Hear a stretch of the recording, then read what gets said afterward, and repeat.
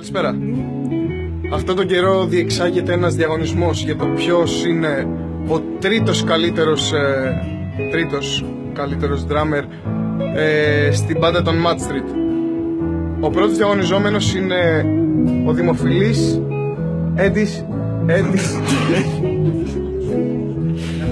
Έντι Δερβάκος.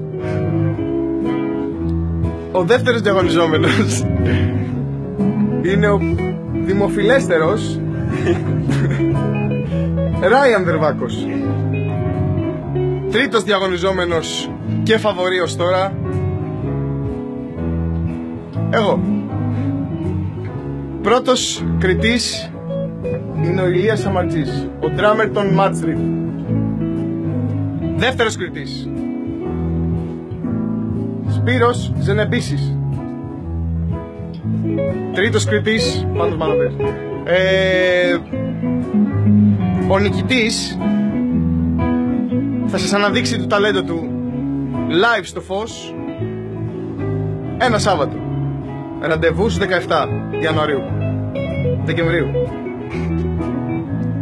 Δεκεμβρίου.